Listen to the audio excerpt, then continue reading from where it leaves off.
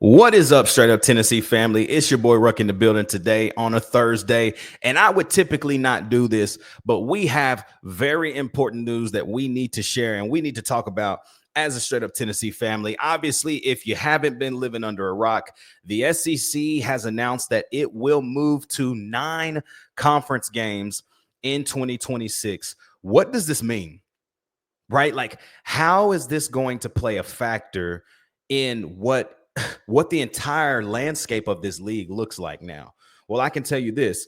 It's going to provide a lot of shakeup in many different ways. But before I dive into that, man, make sure you like, comment, subscribe, join the channel, man. We are climbing to 1,500 subscribers. Keep subbing, guys. Keep subbing, like it, comment. We're going to continue to do more and more as football season is now here, 9 days away from kickoff against Syracuse. Don't forget our new schedule starting next week. Monday night, we're live. Wednesday night, we're live. And then Friday, you will get a pre-recorded video from me and that boy Turner for an OG One More Day episode. Then the following week, we're live on Sunday for the Next Day show, live on Monday for the Who Is, live on Wednesday, then another recorded show. On Friday, football season's here, people.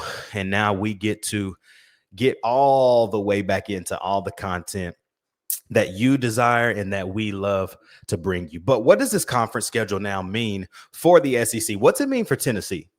Let's dive into it. I think the first major thing is obviously what you need to know is this. It's a 9-game schedule. Each team is going to have 3 permanent opponents. And we have to now start thinking about what are our 3 going to be? You know, Georgia, Florida, Bama are the 3 that a lot of us, I guess, older Vol fans are really, really hoping to keep. But guys, you got to think about it. It's not going to happen. I think they're going to drop Georgia. I think that it's going to be Bama, Florida, and Vanderbilt. It's going to be between Florida and Kentucky, in my opinion, right? I just don't see us dropping Vandy. It's an in-state rivalry. It's been a rivalry for years since both schools kind of existed. It's going to be very hard to convince the SEC and the board of directors to remove Vanderbilt from Tennessee's schedule. It's not something that I think is going to happen, and it just doesn't make a ton of sense. So who would you guys prefer? Obviously, I think we all would prefer Florida, but we are Kentucky's biggest rival. Like, they look to us as their biggest rival. We don't look to them because what does the guy Boogie Bentley over at Talking Balls say? We're Kentucky's daddy, right? Like, we're their father. We don't look to them as a rivalry, but they look to us as a major rivalry every year. And it's why they try their best to come and play their best football against Tennessee yearly. What does the SEC have to say about that, though? What does the SEC think is Tennessee's next biggest rival aside from Alabama and Vanderbilt? Is it Florida? Is it Kentucky? What do y'all think? Comment who y'all think it's going to be. I think it's going to be Florida. But I can see a world where they try to make this Kentucky-Tennessee rivalry much bigger. And, you know, it was a battle of the barrel, right? Like, it was this big thing back in the late 90s. But, like, it's kind of died down from that because we've just been dominating. But what do you guys think? Comment below. Number 2, I think that bringing in 9 games, it kind of puts you at an even playing field with all the other conferences now. Right. A lot of them have been playing 9 conference games and they've been looking at us like, well, the SEC has a 1 extra cupcake game. That's why they're getting into the playoff. And for Tennessee last year, that's probably true. That's probably true for Tennessee last year. But now there's a balance with more conference games. Right. The teams will have less room for non-conference wins. Right. Like, this is going to impact the entire season. This is going to impact recruiting. This is now going to impact college football playoff. This is now going to impact the SEC title game, because now you've added a 9th game. It's giving teams more opportunity to fight to get in, because you're talking maybe Alabama, Texas, Georgia having 1 more loss potentially. And now the playing field has gotten even across the conference as far as you're going to have another tough game on your schedule, which is brutal.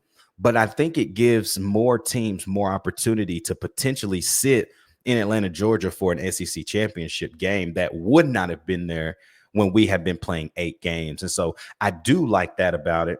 Like I mentioned about the playoff implications now, like this adds so much of a different dynamic to the playoff, because now with more conference games, like the path to the playoff has got to change, right? Like this is going to make it way interesting to see if the college football playoff committee stretches this to 16 teams instead of 12. Because now I was talking to a buddy today who's a massive Texas fan. Shout out to my boy John. And he was like, this is going to open up a can of worms quickly, because think about a Tennessee team who has a 9-game SEC schedule. And this is all hypothetical, but let's say you beat Florida. Let's say you beat, let's say like an Ole Miss, and you beat, let's say Texas A&M, right? You beat Ole Miss, Texas A&M, and Florida. But you lose to Alabama, you lose to Oklahoma, and like, let's say you lose to Georgia or something like that. You lost, like, let's say you finish 9-3.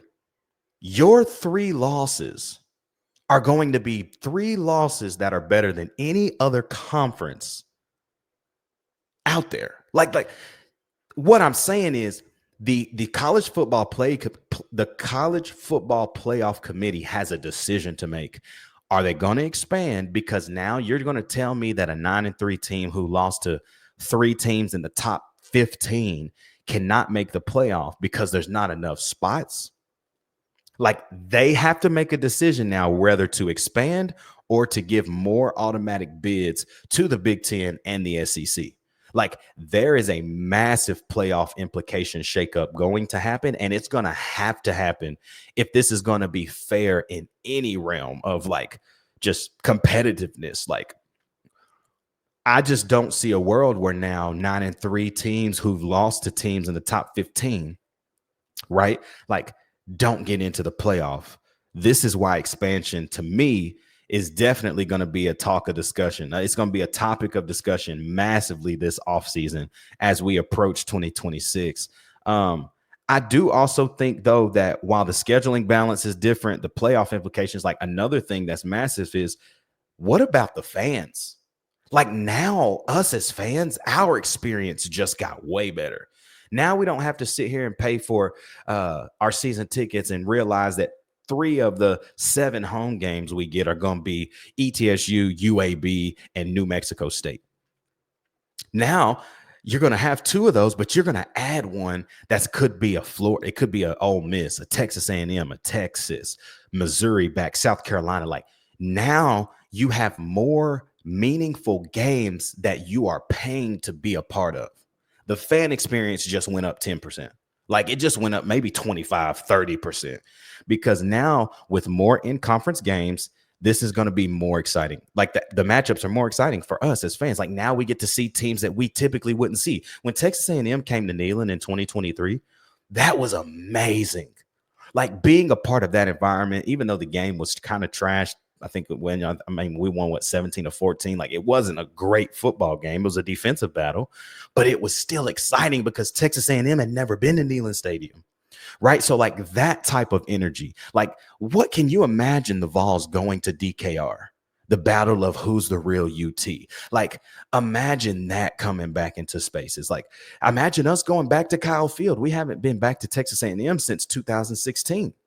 Right? Like, just imagine how much more these games got exciting. Us as fans, now we get to experience more with this 9-game conference setup. And then lastly, I think just competitively, it became a lot more balanced. Your mid-tier SEC schools, when I say mid-tier, I'm thinking like Missouri, Arkansas, right? Like, South Carolina had a great year last year, and so it's hard to put them at the top tier right now. I would maybe even throw Tennessee in there as a mid-tier team.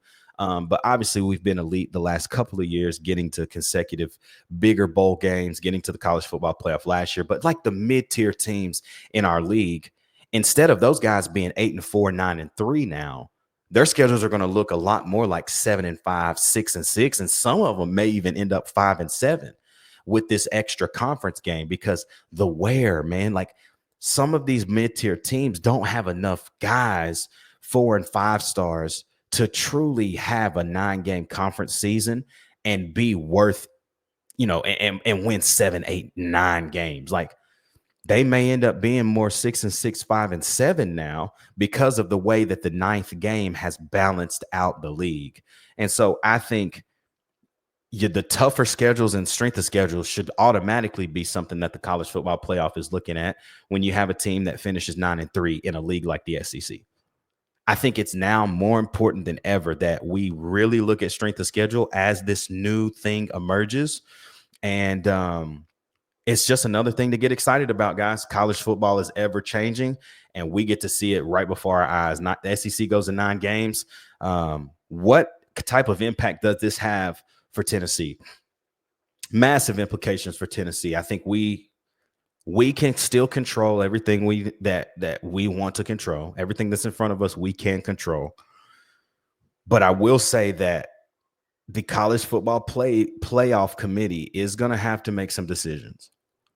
They're going to have to start making decisions quickly. And so what do you guys think about the news? Do you like it? Do you not like it? Go ahead, like the comments up, like the video. We can't wait to be back with you live on Monday night for the Who is Syracuse. Man, it's almost game week, guys. 9 more days until we go to Atlanta to face off against Syracuse, but also only 3 more days until it is officially game week. It's your boy Ruck in the building, man. Thank y'all for tapping in today on a quick SEC update video. But you already know what it is, man. It's straight up Tennessee, baby. And we will see you guys live on Monday night.